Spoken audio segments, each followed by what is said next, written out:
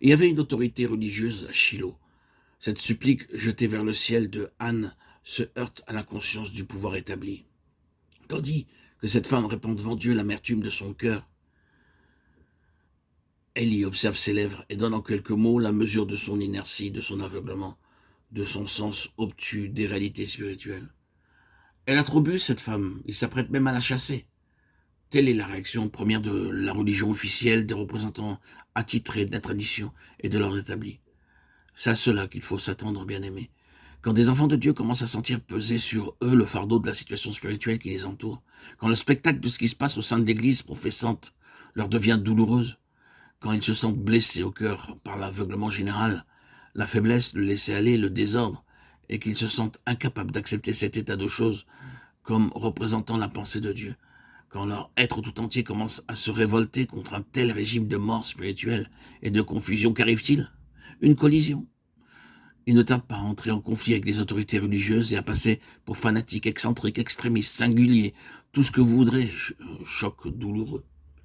Ce n'est pas tant de la part du monde qu'ils vont avoir à souffrir, car le monde, lui, même quand il fait ses réserves, est toujours prêt à rendre hommage à ceux qui souffrent pour une cause qu'il croit juste. On ne peut malheureusement pas en dire autant des gens religieux.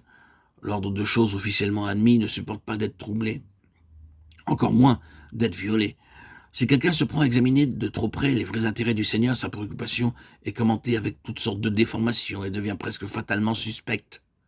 Un tel instrument, devenu en quelque sorte un avec Dieu par la communauté des préoccupations, est appelé à surmonter de rudes obstacles. Ce douloureux labeur intérieur, ce travail d'enfantement moral et spirituel dans une âme assoiffée d'absolu, ne rencontrera en général que l'indifférence et le mépris. Il n'y est pas, dira-t-on, de lui, il a perdu le sens de la réalité. Il doit y avoir chez lui un certain déséquilibre psychologique. Peut-être quelques-uns d'entre vous liront-ils entre les lignes. Eh bien, tout cela, c'est Anne. Il y a quelque chose de réconfortant dans son histoire. N'est-il pas vrai? Le fils de cette souffrance au propre et au figuré, c'est Samuel.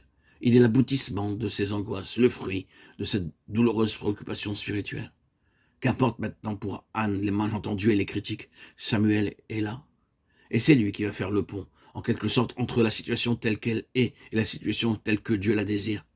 Samuel, c'est l'homme qui va, de la part de Dieu, assurer la liaison entre un triste état de choses et un état de choses meilleur. Il marque la transition entre deux régimes. Le livre de Samuel est un livre de transition et c'est Samuel qui est le lien. Or, que représente Samuel au point de vue des principes spirituels? Si nous pouvons répondre à cette question, nous saurons comment la transition s'est faite et nous pourrons toucher du doigt ce dont Dieu a besoin pour faire passer son peuple d'une époque sombre à une époque glorieuse. Il n'y a pas besoin de se livrer à une étude bien approfondie de la vie de Samuel pour en découvrir la note dominante.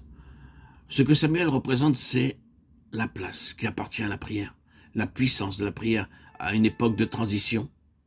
Si vous voulez, vous pouvez dire de Samuel que sa vie n'est que prière.